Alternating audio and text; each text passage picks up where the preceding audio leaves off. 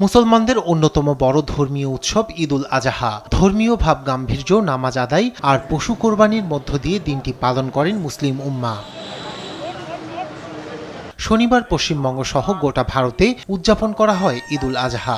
সকাল 8:30টায় কলকাতার রেড রোডে ঈদুল আজহার প্রধান জামাত অনুষ্ঠিত হয়। এছাড়াও কঠোর নিরাপত্তার মধ্য দিয়ে দিল্লি, হায়দ্রাবাদ, মুম্বাই, উত্তরপ্রদেশ, জম্মু কাশ্মীর সহ বিভিন্ন এলাকায় ঈদ জামাত ও পশু কুরবানি দিয়েছেন মুসলিমরা।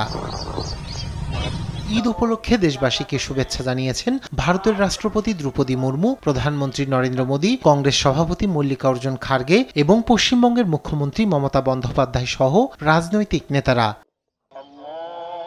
ঈদ উদযাপন করেছেন পাকিস্তানের মুসলিমরাও। ত্যাগের মহিমায় আল্লাহর সন্তুষ্টি অর্জনের লক্ষ্যে কোরবানি দেন তারা। মালয়েশিয়ার বিভিন্ন শহরে স্থানীয়রা সহ প্রবাসী বাংলাদেশিরা উৎসাহ উদ্দীপনার মধ্য দিয়ে ঈদুল আজহা উদযাপন করেন। যথাযথ মর্যাদায় উৎসবমুখর পরিবেশে যুক্তরাষ্ট্রে উদযাপিত হয় পবিত্র ঈদুল আজহা।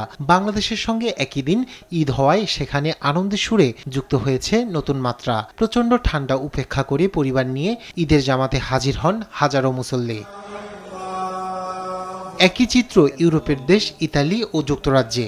রাজধানী রোম, মিলান, ভেনিস সহ বিভিন্ন প্রধান শহরগুলোতে মসজিদ এবং খোলা মাঠে ঈদের জামাত অনুষ্ঠিত হয়। রায়হান কবির শুভ্র, নিউজ ডেস্ক, দেশ টিভি।